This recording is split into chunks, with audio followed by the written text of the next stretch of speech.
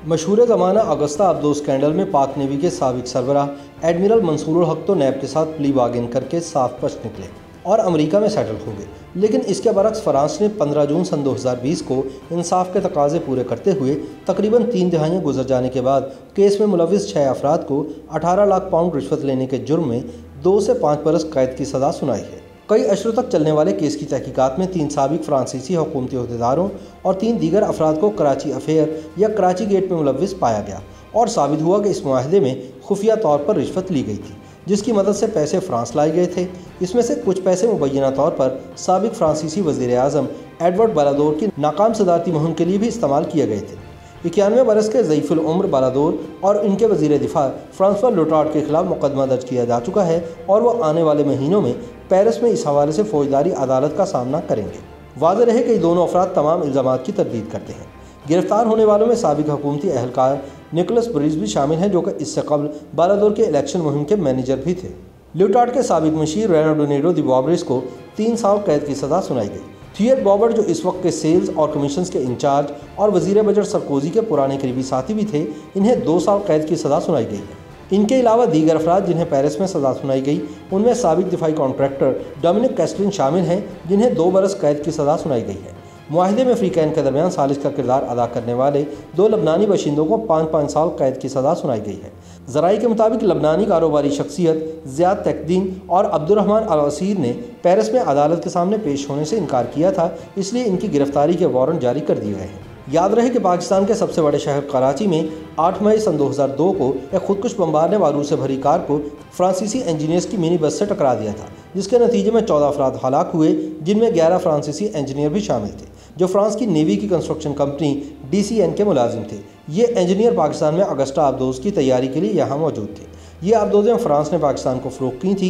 हमले के इस वाक़े की तहकीकात के दौरान पाकिस्तान और फ्रांस की अहम शख्सियात में कमीशन का स्कैंडल सामने आया, जिसको कराची अफेयर या कराची गेट का नाम दिया गया।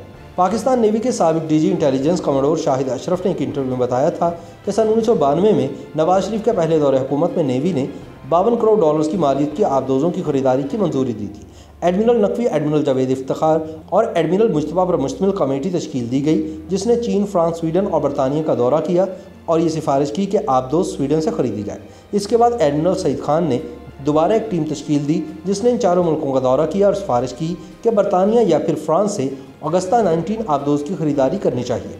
21 अगस्त सन 1994 को अगस्ता की खरीदारी का मुआहदा हुआ, तो उस वक्त मोहतरमा बेनज़ीर भुट्टो इक़्तिदार में थी। अगस्ता आबदोज़ पाकिस्तान बहरिया की बैकबोन समझी जाती है। सन 1994 में 3 अगस्ता आबदोज़ों का ऑर्डर दिया गया। इनमें से एक फ्रांस में तैयार हुई, जबकि बाकी 2 की तैयारी पाकिस्तान में अमल में लाई गई।